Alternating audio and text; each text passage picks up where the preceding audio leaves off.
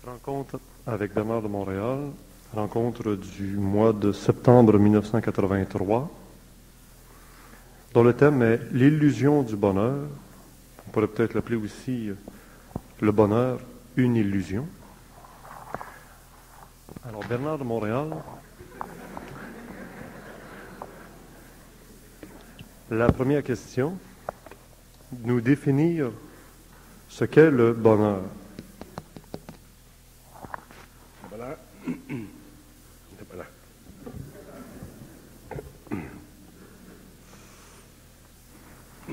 Le bonheur, c'est quelque chose que l'homme de la cinquième race, que l'homme inconscient recherche. C'est un état d'esprit qui est à la fois émotionnel et mental. Il y a toujours de l'émotion dans le bonheur, c'est pas seulement une mentalité. Et c'est une qualité de la conscience planétaire de l'homme. C'est le plus haut niveau de sa recherche dans la vie. Et c'est une condition psychologique subjective, positive, bien en vue. Et c'est une limitation de la conscience humaine. Limitation dans ce sens que lorsque l'homme entre dans une autre conscience, dans un autre niveau de conscience, dans une conscience supra, une conscience où l'émotion n'affecte pas le mental, le bonheur n'existe pas en soi, dans ce sens qu'il n'y a pas d'émotion dans l'esprit. Et n'ayant pas d'émotion dans l'esprit, l'homme, au lieu de vivre le bonheur psychologique de la cinquième race racine, ou de la cinquième sous-race, vit un état d'esprit global qui convient de la réalité de son esprit et de la réalité de la vie. Et ce qu'on appellerait le bonheur pour l'homme de la cinquième race devient pour l'homme de la sixième un état vibratoire qui lui permet d'être parfaitement bien dans sa peau. C'est-à-dire de ne pas souffrir sur le plan mental, sur le plan émotionnel, sur le plan vital, sur le plan physique, et être en communication avec les terres. Donc le bonheur, c'est une phase d'évolution comme l'intellect est une phase d'évolution. Le bonheur fait partie du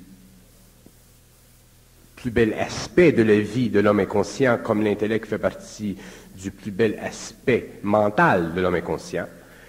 Et lorsque l'homme passera à une autre phase d'évolution, l'homme n'aura pas besoin de rechercher le bonheur. Il sera intégré dans sa conscience, c'est-à-dire que sa personnalité, sa personne et son double seront un. Donc, il n'y aura plus besoin psychologique chez lui de chercher quelque chose pour balancer ses vibrations. Le thème de la soirée étant l'illusion du bonheur, ça semble être deux illusions finalement. Est-ce que deux négatifs font un positif? Que de croire à un bonheur impossible, c'est une illusion, on est dans la réalité. Non.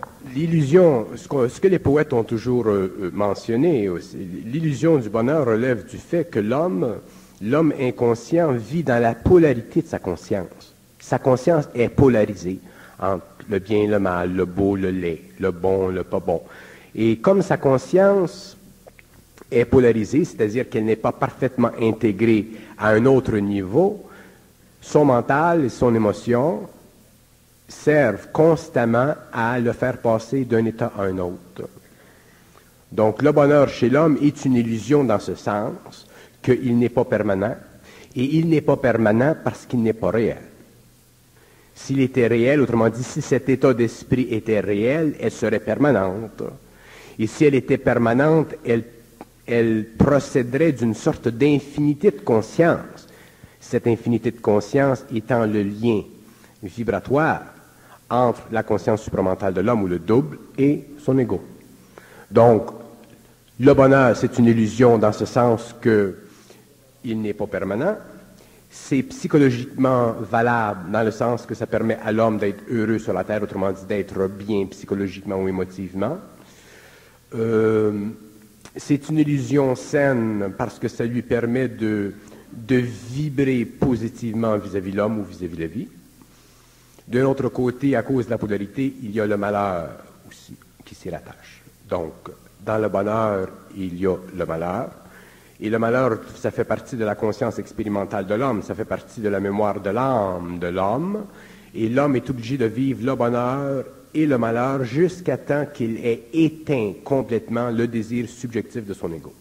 Et à ce moment-là, il n'y a plus besoin de bonheur sur le plan matériel. Il a besoin simplement d'être parfaitement harmonisé avec ses principes subtils. Autrement dit, il doit être dans une intégration totale de l'invisible, de sa matière invisible, avec sa matière matérielle. À ce moment-là, le bonheur n'existe plus. Il y a simplement un état d'esprit parfaitement équilibré. Et c'est la conscience nouvelle de l'homme. C'est une joie de vivre qui est constante, qui est permanente et qui ne se ternit pas. Et qui ne peut pas être influencée par les événements extérieurs, même la mort.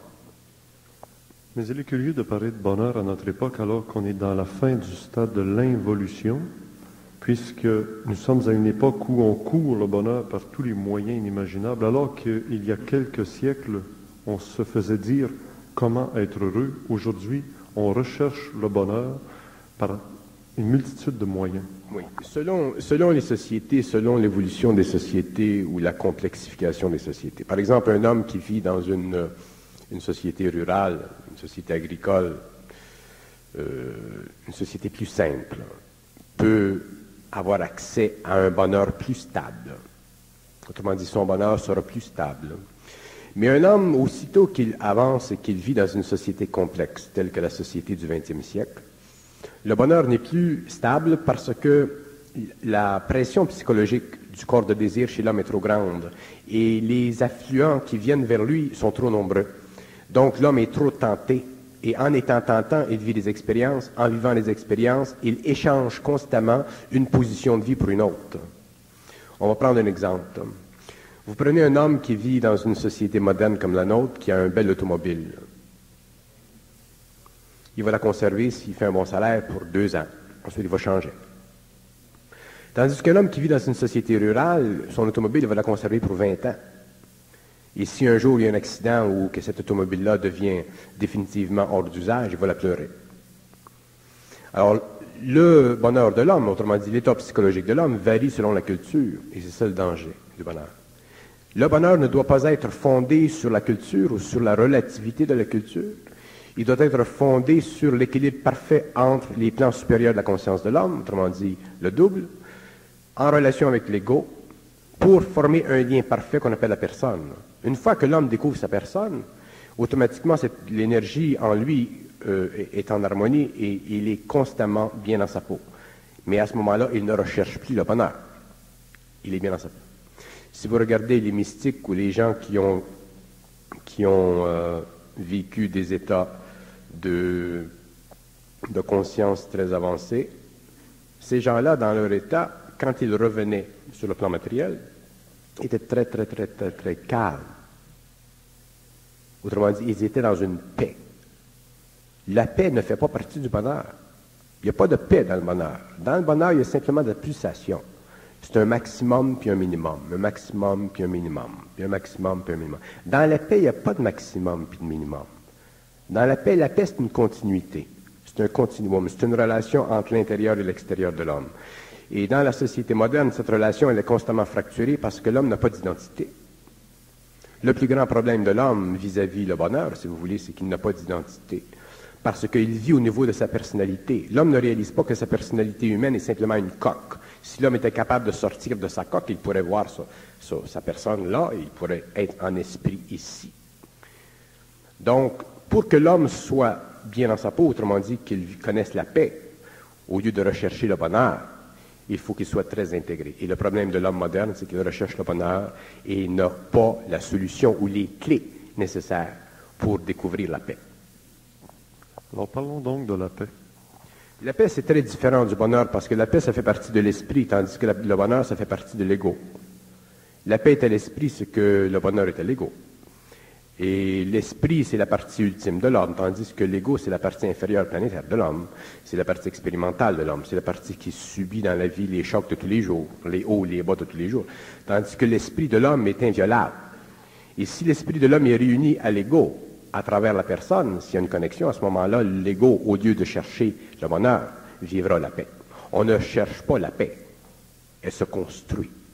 Mais on peut chercher le bonheur et on ne le trouve pas. Je parle du bonheur permanent, naturellement. Parlez-nous de l'extase.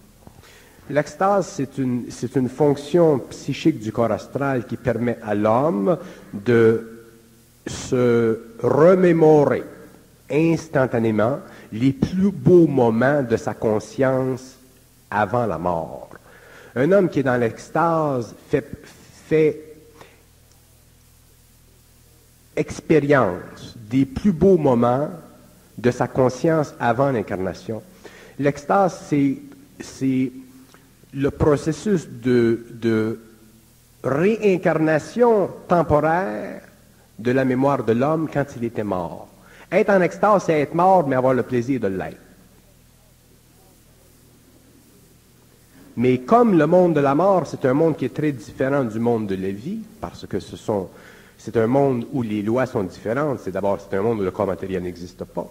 Donc, tous les paramètres de la conscience qui affligent le corps matériel, qui diminuent la conscience de l'homme par le corps astral, à travers la vision, tous ces paramètres-là n'existant pas, l'homme vit une conscience altérée, vit une conscience qu'il peut appeler même transcendante, mais c'est une conscience qui n'est pas fixe.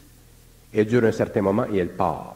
Et c'est une conscience qui permet à l'homme de sentir, de percevoir qu'il y a dans l'expérience antérieure de sa vie de très hauts moments et de bénéficier de ces moments-là dans la vie matérielle.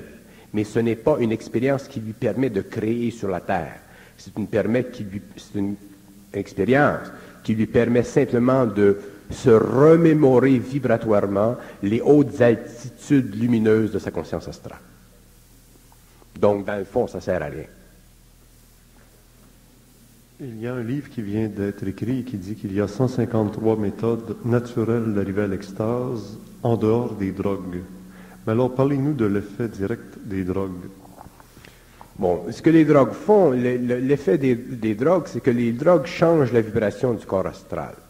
La drogue est une matière chimique, et toute matière a une conscience vibratoire, donc toute matière a une résonance. Et lorsque l'homme prend de la drogue, il crée un choc au corps astral, il y a une séparation du corps astral avec son ego, et il vit des états altérés. Et ces états altérés-là sont simplement des états psychologiques qui sont directement liés à sa mémoire. Quand un homme, comment vous appelez ça, vive des bad trips, des trips, alors quand vous vivez un bad trip, à ce moment-là, vous avez une connexion avec un aspect de basse vibration de la mémoire que vous appelez, vous, l'inconscient. Quand vous avez un bon trip, vous vivez l'opposé, des plans un peu plus élevés de ceci.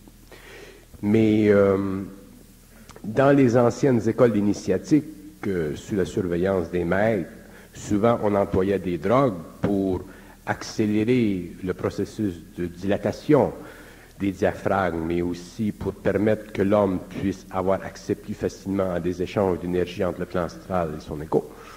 Et ceci crée des états mystiques, ainsi de suite. Mais c'est pas avec ça qu'on construit des computers. Avec ça, on peut rester dans notre chambre, puis rester là. Mais on ne construit pas une civilisation. On ne peut pas faire descendre sur la Terre une science. On ne peut pas développer la capacité de voir dans l'invisible. L'homme ne peut pas avoir ses pouvoirs à travers ses actions. Parce que ce sont des actions qui relèvent de la mémoire, qui relèvent de l'ego, et qui n'ont de fonction que de spiritualiser l'homme. Parce qu'oubliez pas une chose, c'est que la drogue à la fin des années 60-70 a aidé beaucoup à la spiritualisation de l'homme. Mais moi, quand je parle de spiritualisation, je ne parle pas de spiritualisation dans le sens que les gens l'emploient. Quand je parle de spiritualisation, je parle de définition de la conscience de l'homme en fonction d'un périmètre extérieur à sa conscience égoïque qui lui permet d'avoir l'impression d'être spirituel. Donc, ayant l'impression d'être spirituel, il change automatiquement au niveau de sa psychologie, donc il devient un peu plus humain. Mais en devenant plus humain aussi, il perd la volonté. Donc, cette humanité-là, qui est une fausse humanité, n'est pas créative, donc elle ne sert pas à la société, donc elle ne sert pas à construire une science, elle ne sert pas à construire une civilisation. Ça fait partie des influences astrales sur la Terre. Alors, si ce n'est pas le chemin pour créer des computers, réaliser des choses sur le plan concret, quel est donc ce chemin qui nous amène les deux pieds sur la terre à construire des computers, créer des choses pratiques? Il y a aujourd'hui, au XXe siècle, il y a des hommes, d'ailleurs il y en a toujours eu, des hommes qui ont construit, ainsi de suite. Nous sommes à la fin de l'évolution, et à la fin de l'évolution, nous remarquons que des hommes de beaux esprits, ce que j'appelle de beaux esprits, construisent de belles choses, des architectes, des ingénieurs, des médecins, ainsi de suite. La seule chose que nous reprochons à la science aujourd'hui, c'est que elle n'est pas conscientisée. Si la science était conscientisée, ou lorsque la science sera conscientisée, au lieu que l'homme soit obligé de se servir de son intellect pour étudier la matière, il pourra entrer en contact direct avec sa propre énergie, qui est infinie, et il pourra connaître et comprendre instantanément la matière. Donc, il n'aura pas à étudier pour créer une science, et automatiquement, il sera dans le pouvoir de son énergie, et donc, il pourra créer, sur le plan matériel, une science qui convient au vrai visage de l'homme, c'est-à-dire au visage créateur de l'homme, au lieu du visage expérimentatif ou expérimenteur de l'homme, expérimental, si vous voulez, de l'homme. Un jour, il faut que la science cesse d'être expérimentale, parce que dans l'expérience de la science, il y a trop de dangers. Nous remarquons aujourd'hui que les conséquences de la science sont en train de polluer la planète. Ce n'est pas la science qui est le problème de l'homme, c'est la conscience de l'homme, son inconscience. Aujourd'hui, à Mexico, dans la vallée de Teotihuacan, à Mexico, la vallée elle-même est l'endroit le plus pollué de la Terre aujourd'hui. Les enfants naissent difformes, et ainsi de suite. Pourquoi? Parce que la conscience ou l'inconscience du gouvernement, des gens industriels, est tellement grande qu'on ne se sert pas bien de la science. Ce n'est pas la science qui est le problème, c'est l'attitude de l'homme vis-à-vis de la science. Donc le problème de l'homme, c'est un problème de conscience. Et avec la génération qui vient, avec la fin du cycle qui vient, il y a une nouvelle conscience qui se manifeste sur le plan matériel. Et de cette nouvelle conscience viendra une nouvelle science. Mais cette science sera régie par la conscience interne de l'homme au lieu d'être régie par des paramètres ou des facteurs extérieurs à son ego. Quel est donc ce chemin qui va nous amener à cette conscience sur la fin du cycle? Ce n'est pas un chemin, c'est une voie. Il y a une différence entre un chemin et une voie. Un chemin, c'est quelque chose qu'on veut emprunter. Une voie, c'est quelque chose qu'on est obligé de vivre. Alors, il y a une voie. Et tous les hommes sur la Terre, qu'ils soient de n'importe quel pays, de n'importe quelle nation, ont une vibration. J'ai déjà dit que l'homme, son cerveau, c'est comme une radio. Donc, dans le cerveau de l'homme, il y a une vibration. Il y a des hommes sur la Terre aujourd'hui, dans différents pays, à différents niveaux de la société, qui ont une vibration. Et ceux qui ont cette vibration pourront éventuellement vivre la connexion avec ce que j'appelle le double, autrement dit la partie ultime d'eux-mêmes, parce que ça fait partie de la conscientisation de la nouvelle humanité qu'il se fasse un rapprochement entre les parties supérieures de l'homme et les parties inférieures de l'homme. Ceux qui ont la vibration sentiront cette vibration. Automatiquement, il y aura ouverture en eux d'une certaine intelligence, et de là, graduellement, au cours des années, se fera une conscience plus grande. Et lorsque viendra le temps pour que l'homme, dans le monde, quand je dis l'homme dans le monde, je parle des nations, quand le temps sera venu pour que les nations puissent absorber le pouvoir lumineux de celui qui doit venir à la fin du cycle, à ce moment-là, il y aura une réorganisation de la matière humaine, il y aura une réorganisation de la science, il y aura une réorganisation dans tous les pays de la façon de vivre de l'homme. Mais à ce moment-là, le pouvoir de cet être sera absolu. Alors, pourquoi il y aura réorganisation? C'est parce que cet être qui viendra aura un pouvoir absolu, c'est-à-dire que les gouvernements, les hommes, les industries, le capital, tous les aspects de l'activité humaine ne pourront pas altérer son plan d'exécution. Alors d'ici cette époque, on doit s'asseoir, regarder le baseball à la télévision, parce que ça ne changera rien. De Non, toute façon, on il va y a attendre des la gens fin. aujourd'hui qui s'assoient et qui regardent le baseball, puis il y a des gens qui ne s'assoient pas et qui font d'autres choses. On a de la difficulté à comprendre que les êtres humains sur la Terre vivent une conscience expérimentale, qu'ils ne vivent pas une conscience pleine. Et comme ils vivent une conscience expérimentale, ils n'ont pas conscience des mécanismes de leur conscience. De temps à autre, il se produit dans leur vie une perception quelconque. Ils peuvent voir une connexion entre les événements, mais en général, ils ne le voient pas. L'homme a été habitué pendant des siècles à chercher, mais il n'a jamais compris que chercher faisait partie de sa conscience expérimentale. Les hommes dans le monde aujourd'hui, dans quelque pays qu'ils soient, qui sont prêts à passer d'un niveau d'évolution à un autre, sont prêts à passer d'un niveau d'évolution à un autre et ils ne peuvent pas passer à côté. Ils sont comptés. Donc, l'homme sur la Terre est un être programmé, c'est-à-dire que l'homme sur la Terre possède une capacité plus ou moins élevée de répondre à cette énergie d'une façon consciente.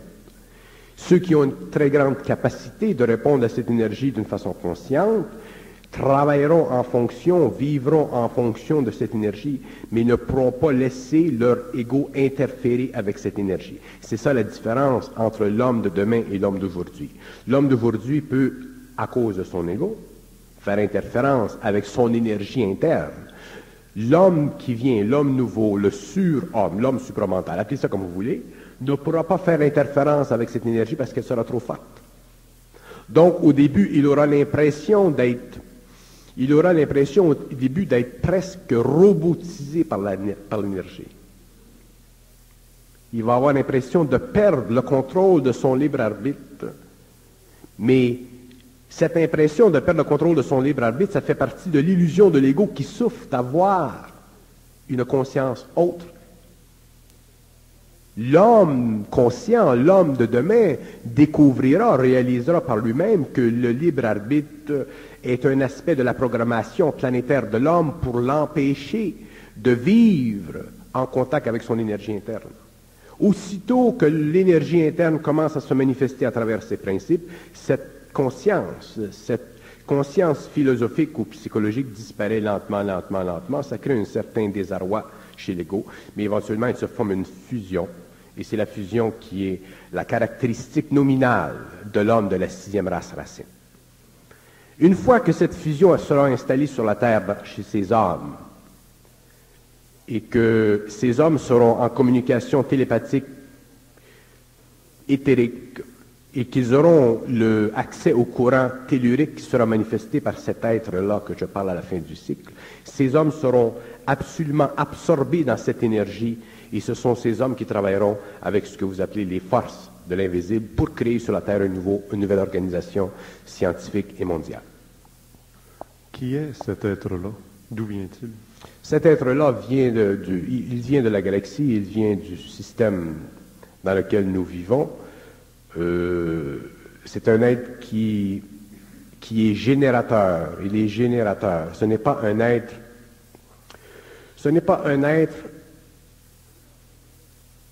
qui, comme dans le passé, représentait des principes planétaires. Il représente des principes totalement cosmiques, c'est-à-dire il représente le principe de l'intelligence.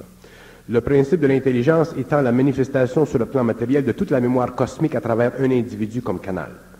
Donc cet individu-là, lorsqu'il sera sur le plan matériel, fonctionnera totalement comme un cerveau électronique. Il aura les réponses et la compréhension de toutes les sciences humaines instantanément, et il aura aussi le pouvoir sur la matière.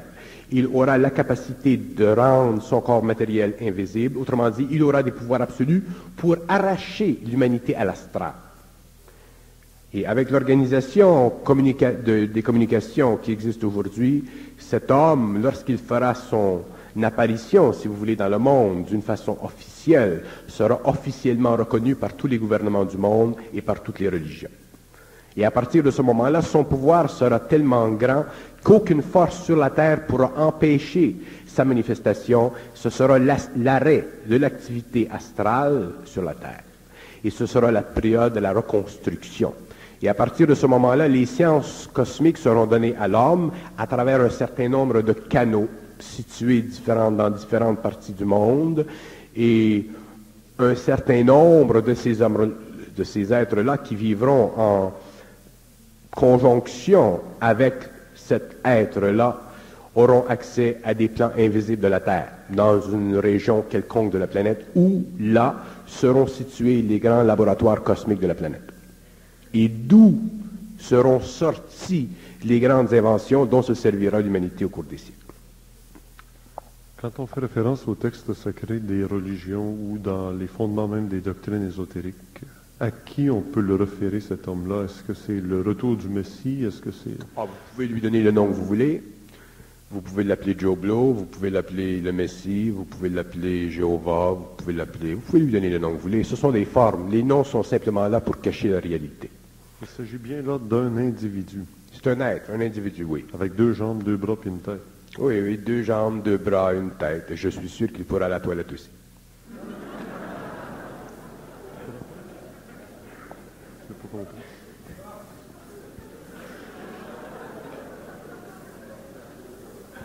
Est-ce qu'on pourrait, puisque vous semblez très bien connaître le personnage, vous demander des détails sur son comportement vis-à-vis de l'organisation politique mondiale?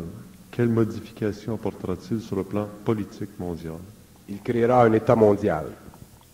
Il créera un État mondial. On parlera une seule langue sur la Terre? Non, non. Les divisions culturelles demeureront sur la Terre pour une très grande période de temps. D'ailleurs, il y aura une science cybernétique qui permettra de neutraliser ce problème-là. Mais cet homme travaillera à l'échelle mondiale, c'est-à-dire que ce qu'il touchera automatiquement sera vitalisé. Les religions, quelle sera son attitude devant les religions?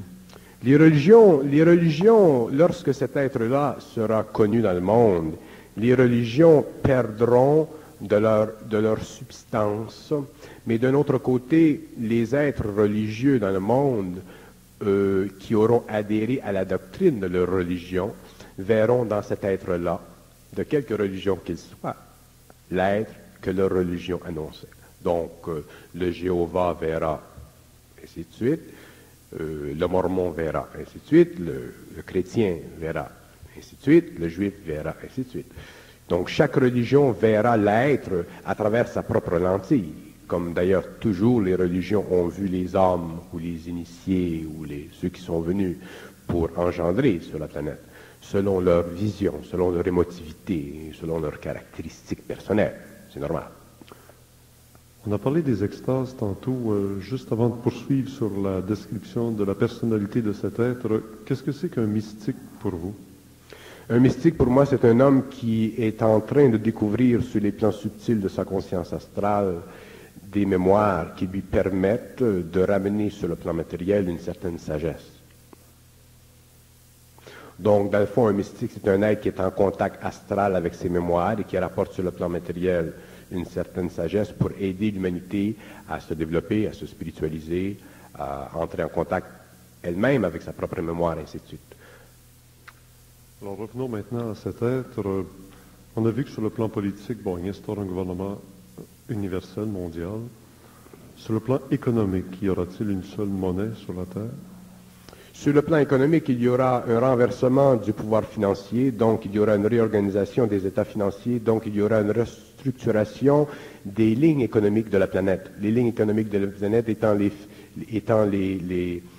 faisceaux, on appelle ça les faisceaux lumineux qui sont maintenus en force par les forces astrales. Exemple, une famille très riche, un monopole, les familles qui ont réussi pendant des siècles à garder l'argent ou à se servir de l'argent, ces familles seront éventuellement intégrées à un autre plan monétaire.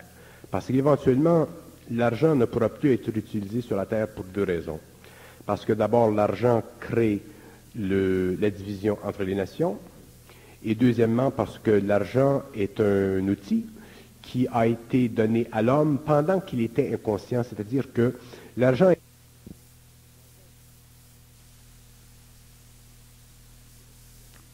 est pour exploiter ses capacités ou ses talents, afin de permettre l'expérience humaine sur le plan psychologique, sur le plan humain, et aussi afin de permettre la structuration des cités, autrement dit des civilisations.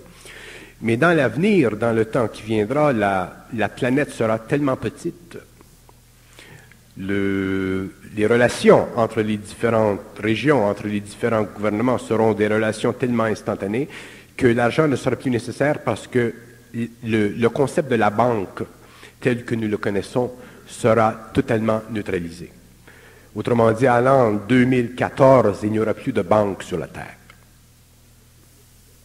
Mais pour qu'il n'y ait plus de banque sur la Terre, il faut qu'il y ait une sérialisation de l'esprit de ceux qui contrôlent la finance. Et la sérialisation de l'esprit de ceux qui contrôlent la finance, c'est ceci. C'est le contact entre ces hommes et ceux que nous pouvons appeler les immortels.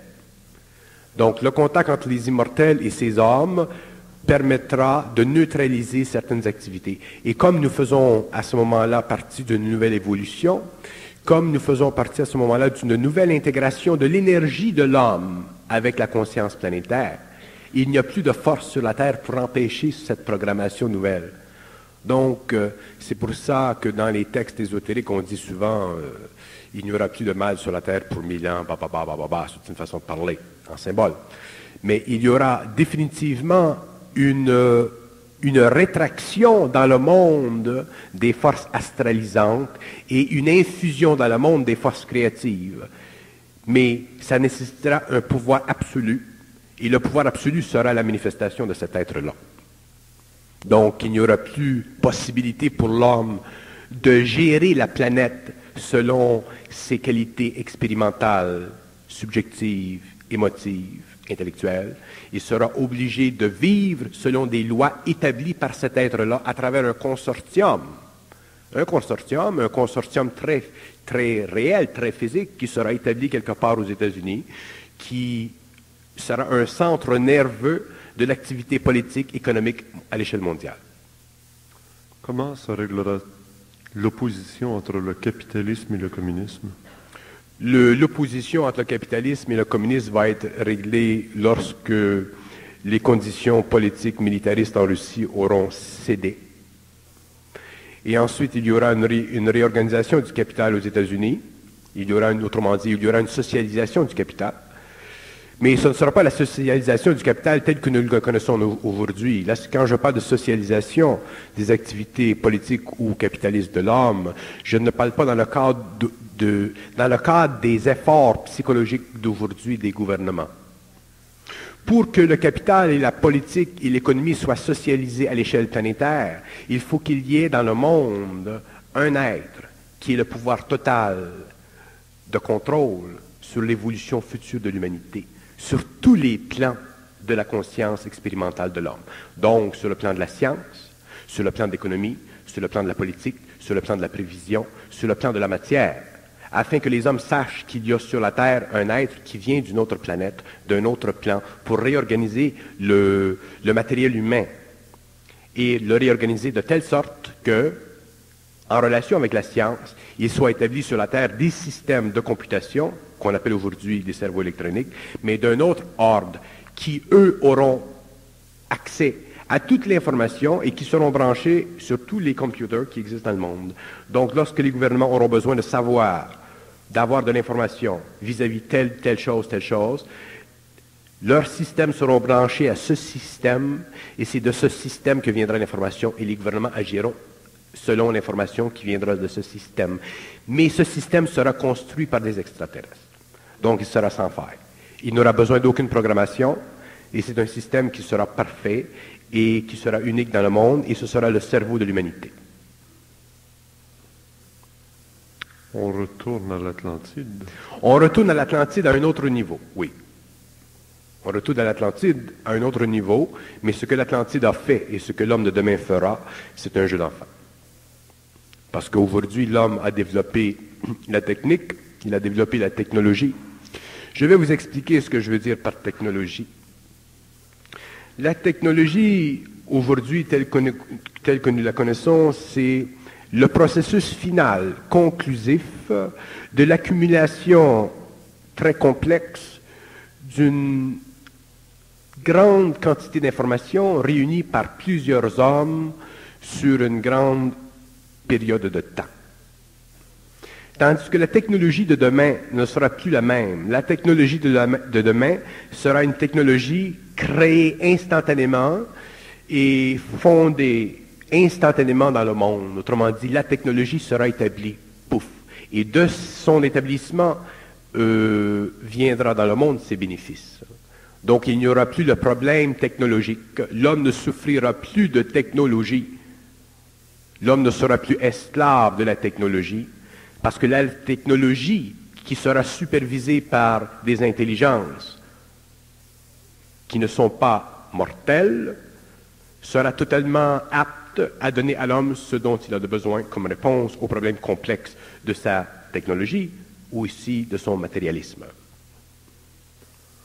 On dit que l'être est ce qu'il mange, puisque c'est ce qui forme son être. Oui. Comment sera établi le menu de l'être dans l'an 2014? Ça dépend des hommes. L'homme mangera encore de la viande en l'an 2014. Il y a des hommes qui ne mangeront plus de viande, mais le menu de l'homme va évoluer au fur et à mesure que la conscience de l'homme va évoluer, selon les conditions de l'homme. Lorsque le cycle va commencer, n'oubliez pas une chose, quand on parle d'événements comme ça, il ne faut pas les voir à l'intérieur de 2 mois. Ce sont des événements d'ordre cosmique, donc ils ont une grande portée, ils sont une préparation. Ce qui donne choc, ce qui rend ces événements concrets dans l'expérience de l'homme, c'est la venue sur la Terre de ceux qui font partie de ce concordat entre l'humanité et les intelligences supérieures. Mais lorsque se manifestent dans le monde ces êtres, à ce moment-là, tout branle dans le monde, tout branle. L'économie branle, la politique branle, le militarisme branle, la criminologie branle, les psychologues branlent, les religieux branlent, tout le monde branle. Parce qu'il se crée dans le monde un événement tellement grandiose que l'homme n'est pas capable de l'absorber complètement. Donc l'homme en subit le choc, mais l'homme, voyant le pouvoir de la lumière dans le monde, est heureux. L'homme du monde est heureux. Alors, pour certains hommes, c'est le Messie qui revient, pour d'autres, c'est Frank Sinatra, pour d'autres, vous comprenez. Bon. On en revient au bonheur avec l'homme qui est heureux. L'homme sera soulagé. L'homme sera soulagé lorsque cet événement, je préfère appeler cette condition un événement, lorsque cet événement sera manifeste dans le monde, l'homme sera heureux. Il sera soulagé. Mais avant que cet événement vienne, il y a quelque chose que je veux expliquer. D'ailleurs, je veux l'expliquer en profondeur dans les séminaires que je donne parce que c'est une clé extraordinaire pour comprendre les événements cosmiques vis-à-vis de la planète. Il y a une loi cosmique, autrement dit, il y a une loi qui dicte que tout ce qui est important dans la vie doit arriver à la dernière seconde. Toujours. Toujours à la dernière seconde. Parce que dans le processus de l'évaluation de l'événement par les intelligences qui sont sur les autres plans, la tension que crée un événement sur la Terre est tellement grande que dans ce processus de tension, il y a toutes sortes d'expériences pour l'homme. C'est comme, on pourrait dire, mais pourquoi cet être-là ne vient pas en 1950? Pourquoi il ne vient pas en 1930? Pourquoi il vient à telle date? Et il vient à telle date parce qu'à cette date, c'est le point culminant de la dégradation de l'humanité. C'est le point le plus bas de la conscience planétaire. C'est le point où les hommes de la Terre seront les plus en querelle, les plus mal foutus, si vous voulez. Et c'est à ce moment-là que cet être-là vient. Et c'est très important pour les hommes, surtout ceux qui vivent ou qui vivront dans les années à venir, ce que l'on peut appeler la transmutation des corps subtils par l'initiation solaire, ceux qui vivront la désintégration de la mémoire psychologique de l'ego, de réaliser que tous les changements viennent à la dernière seconde, autant dans la vie de l'individu que dans la vie d'une planète. Et cette dernière seconde, elle n'est jamais connue. Elle n'est jamais connue de l'homme. Même les voyants ne peuvent pas connaître cette dernière seconde. Les voyants peuvent connaître une certaine période, mais ils ne peuvent pas connaître la dernière seconde parce que cette dernière seconde fait partie de la volonté du vouloir, du timing, si vous voulez, de l'intelligence de cet être-là. Et ceci, c'est son secret. Et les êtres, même dans les plans astraux, les êtres qui communiquent avec les voyants, ne peuvent pas, n'ont pas accès aux archives, parce que ceci fait partie de son secret. Donc, plus l'homme avance, bon, il y a eu un événement hier, là, un avion qui s'est fait, bon, ça crée beaucoup de, surtout dans les domaines, dans les milieux politiques, ça crée beaucoup de, mais ça, c'est pour agacer les hommes. Hein. C'est simplement pour agacer l'homme. Vous comprenez ce que je veux dire? Ça fait partie des tensions de l'humanité. Et avec la communication, les diplomates qui s'engueulent et tout, naturellement, ça fait un gros gâchis. Et tous les égos qui se mêlent dedans, Mais, sur le plan de l'évolution de la Terre, c'est un... Mais pour les hommes, ça devient beaucoup. Alors, l'homme ne vivra pas cet événement avant que la situation de la Terre soit devenue incorrigible. Incorrigible. Je vous parlais de la vallée de Teotihuacan à Mexico. Des industrialistes qui vont voir le gouvernement, il y a encore beaucoup de corruption à Mexico, comme dans tous les pays sous-développés. Il y en a moins qu'auparavant, mais il y en a beaucoup. C'est le problème du pays d'ailleurs. Mais s'il n'y a pas de conscience dans ces hommes, dans quelques années, 5 ans, 6 ans, 7 ans, ce sera totalement invivable dans la vallée de Mexico. Déjà, il y a des enfants qui viennent au monde totalement difformes. Et je regardais des airs de l'avion, le littoral du Pacifique, et le littoral du Pacifique est totalement assujetti aux alluvions qui viennent des terres internes et qui viennent dans le Pacifique. Et ça continue, ça continue, ça continue. Et il vient un moment dans la vie de la nature où ces expériences sont irréversibles. Alors l'homme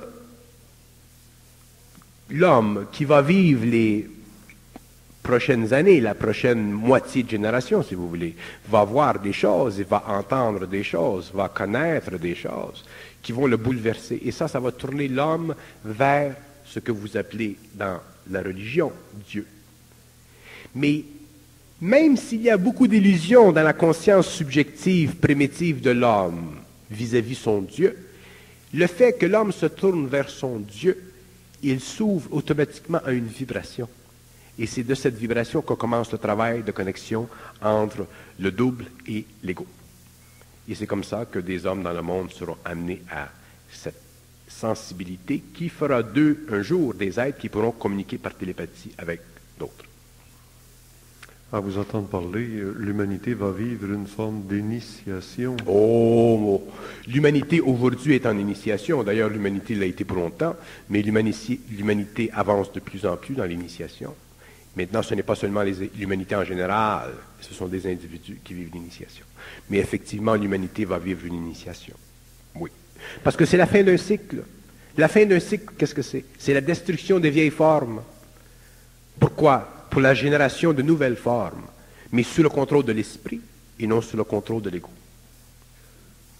Donc l'âge d'or qu'on parle, que parlent les voyants, et ainsi de suite, les ésotéristes, les philosophies, cet âge d'or, l'homme paiera le prix pour.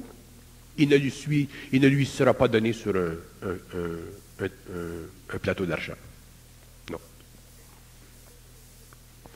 Il y a un prix pour la simple raison que l'homme, à cause de son ego, à cause de son ignorance, à cause de sa mémoire, qui est profonde, ne peut pas être en contact avec des intelligences pures sans subir une transformation interne. Parce que leur force, leur luminosité, leur intelligence, leur énergie est trop grande. Donc il faut qu'il y ait un nettoiement. Il y a un nettoiement, l'initiation c'est nettoyer la conscience astrale de l'homme pour l'amener à un état de mentation pure, ou de plus en plus pur. Et c'est comme ça que ça va commencer la 6e race racine. Alors j'en reviens avec ma réflexion de tantôt, mais pourquoi assister à des conférences de Bernard? Pourquoi lire des livres de sciences, aller à l'université? On pourrait s'asseoir et puis se griller à bédaine au soleil en attendant que ça se produise? Non, ça ce serait une autre forme d'ignorance, ce serait une autre forme d'illusion. Il faut que les hommes vivent, il faut que les hommes travaillent. Chaque homme a la mesure de lui-même. Il y a des hommes qui ont la mesure d'aller à l'université, il y a des hommes qui ont la mesure de demeurer à la maison, il y a des hommes qui ont la mesure de travailler dans l'industrie. Les hommes doivent vivre à la mesure d'eux-mêmes. Ce n'est pas parce qu'un homme va à l'université qu'il s'empêche de se conscientiser. Ce n'est pas parce qu'un homme est dans la médecine ou dans le politique ou qu'il est serrurier que ça lui empêche de se conscientiser. L'homme doit vivre, l'homme doit se nourrir. C'est de l'illusion, c'est du spiritualisme, c'est de l'idéalisme. C'est un manque de conscience, c'est un manque de discernement. Les hommes doivent continuer leur chemin. Un homme qui s'arrête dans la vie pour entrer dans une autre vie est dans une illusion énorme. D'ailleurs, les initiés l'ont toujours dit, faites votre vie, continuez votre petit chemin, occupez-vous pas de ce qui se passe ici, de ce qu'on crie dans les journaux, continuez votre chemin. Alors, l'homme qui est conscient, qui travaille, qui a une conscience de plus en plus grande, s'il travaille dans l'industrie ou quel que soit le métier, il va bénéficier beaucoup plus de son métier. Il va faire éclater son métier. Il va rendre son métier encore plus créatif, ainsi de suite. Donc, la société autour de lui va en bénéficier. Du moment que lui travaille pour son bien-être. Et s'il travaille bien pour son bien-être, il travaillera bien pour le bien-être des autres. Mais s'il travaille pour le bien-être des autres, naturellement, il va se vider. Il va devenir un pauvre. Donc, je regrette de dire qu'il y a trop de gens qui s'occupent trop de leur spiritualité et qui ne s'occupent pas suffisamment de leur paix. Un homme qui a du discernement, un homme qui est conscient, un homme qui est dans son intelligence, comprend la polarité de la spiritualité et du matériel. Il comprend la nécessité du spirituel. Il réalise que le spirituel, c'est une phase de conscience. Il réalise que le matériel, c'est une phase de vie. Qu'au matériel est substitué l'éther, qu'à la spiritualité est substituée la conscience pure. Donc ce sont des phases. Et ce sont des phases qui doivent être bien intégrées. L'homme doit bien la comprendre, il doit bien la vivre, sa vie matérielle, et il doit bien vivre sa vie spirituelle. Mais si sa vie spirituelle lui enlève du matériel, à ce moment-là, il doit faire attention parce qu'éventuellement, il deviendra pauvre. Et s'il est pauvre, il ne pourra rien faire dans la vie. La pauvreté, c'est un fléau. La pauvreté, c'est de l'ignorance. La pauvreté, c'est le pouvoir de l'astral sur la planète. Vous allez dans les pays sous-développés, c'est là que vous voyez jusqu'où la pauvreté est responsable pour la situation de l'homme. Mais encore, lié à la pauvreté, il y a le karma de l'humanité. On choisit toujours le pays où on est, on choisit les familles, et ainsi de suite. Donc, ça fait partie du karma. Mais l'homme est capable de dépasser les conditions de sa mémoire. Mais pour dépasser les conditions de sa mémoire, il faut qu'il ait de la volonté, de l'intelligence. Sinon, il s'imprègne de spiritualité et il finit assis comme un yo-yo en dessous d'un arbre. Il sera aussi dur, aussi difficile à un riche d'entrer au royaume des cieux qu'à un chameau de passer par le trou de l'aiguille. entre la pauvreté et la richesse, c'est peut-être la voie du milieu qu'il faut Il n'y a pas de choisir. différence. La richesse, la richesse fait partie de la conscience de l'homme, de l'individu. La pauvreté fait partie de la conscience de l'individu. Il y a des hommes qui sont riches aujourd'hui qui ont été pauvres dans le passé. Il y a des hommes qui sont pauvres aujourd'hui parce qu'ils ont été riches dans le passé. C'est la loi de retour, l'équilibre. Mais dans le monde, il faut qu'il y ait des riches parce qu'il n'y aurait pas de civilisation. Et il y avait des pauvres parce qu'il y avait trop d'ignorance. Alors celui qui devient très conscient, il s'aperçoit qu'il est un yo-yo parce qu'il y a peut-être une vie passée où il était riche, puis là il est rendu pauvre, puis la prochaine il sera riche, alors il est le yo-yo. Mais quand il s'aperçoit consciemment qu'il est le yo-yo, il débarque du système. Quand l'homme s'aperçoit qu'il est yo-yo, il se conscientise, il est conscient, donc automatiquement, il bénéficie du système. Donc s'il est pauvre, il va s'enrichir, et s'il est riche, il va bien se servir de sa richesse. C'est ça le milieu. Un homme conscient, c'est abominable la pauvreté, comme c'est abominable la richesse sans valeur créative. Alors si on revenait au panorama de l'an 2014, avec la présence de cet être qui va être omniscient, contrôler l'évolution de l'humanité, comment va se vivre la vie qu'on appelle aujourd'hui la vie familiale? Y aura-t-il encore des familles, la cellule familiale? Oui, la famille sera toujours là. Seulement, c'est la conscience dans la famille qui sera altérée. La conscience dans la famille qui sera autre. Mais la famille demeurera, la famille doit demeurer. La famille, c'est la structure fondamentale de la vie matérielle. Mais la conscience de la famille va être altérée. Dans ce sens que les émotions et les aspects psychologiques des couples seront beaucoup plus évolués qu'aujourd'hui. Donc, les couples seront très sensibles les uns aux autres. Les couples comprendront leur couple. Les couples seront entre eux ce qu'ils sont individuellement, et ainsi de suite. Il n'y aura plus de femmes assujetties à l'homme ou d'hommes assujettis à la femme. Ce sera simplement un échange d'énergie. Et l'enfant bénéficiera naturellement du partage. Ils pourront procréer encore des enfants de façon naturelle, même si des fois ça crée des enfants infirmes et tout le reste. Quand un couple produit un enfant qui est infirme, c'est parce qu'il y a là une épuration de vie, de mémoire.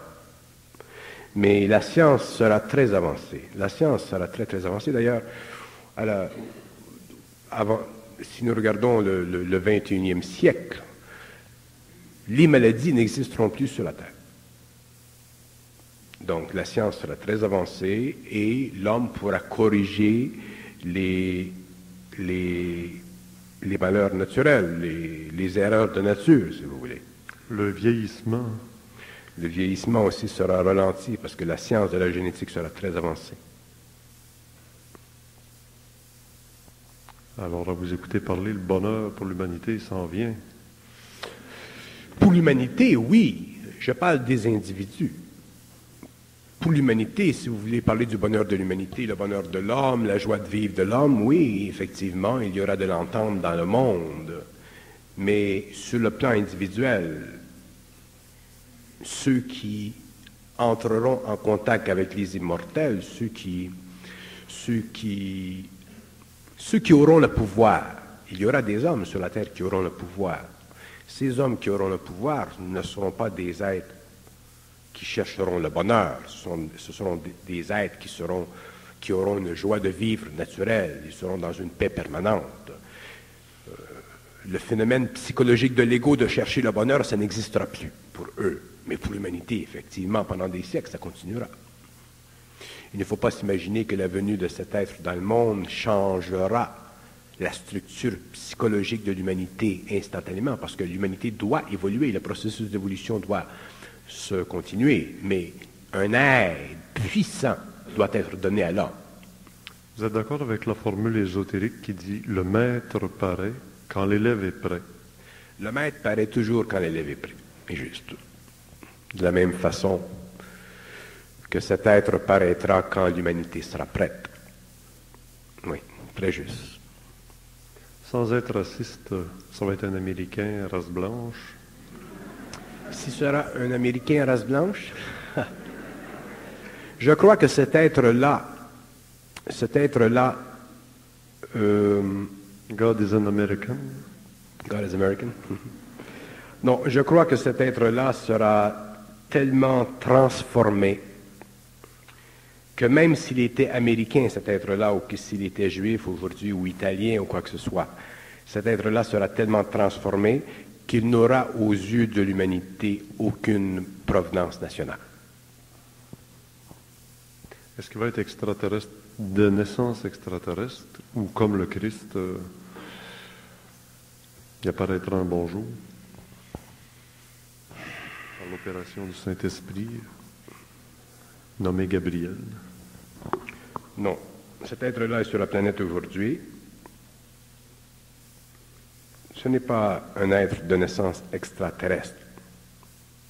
Non. Mais c'est un être, c'est un drôle de mot, ça, le terme extraterrestre. Extraterrestre.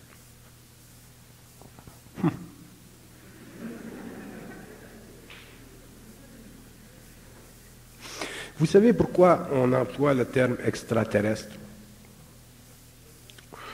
Parce que on a une conscience matérielle. Donc, nous n'avons pas la capacité de changer notre forme. Les êtres qui sont des immortels ont la capacité de changer leur forme et de donner à leur forme la densité qu'ils ont besoin pour la manifestation ou le travail qu'ils ont besoin.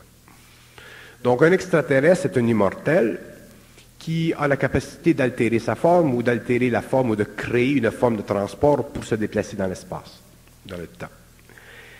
Mais lorsque ces êtres viennent sur le globe terrestre, sur la Terre, et qu'ils entrent en contact avec les hommes, si ils sont obligés de cacher leur réalité, ils apparaissent comme étant des extraterrestres.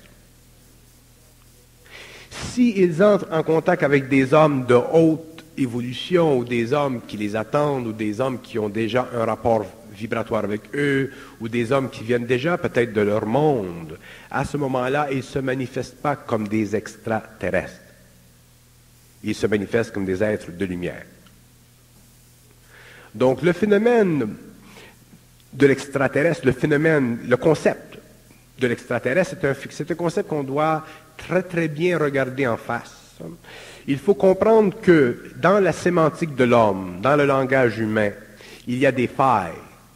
Et les failles sont parfaitement liées à l'émotion dans notre intellect. Il est absolument impossible à l'homme de pouvoir concevoir ce qui ne se conçoit pas.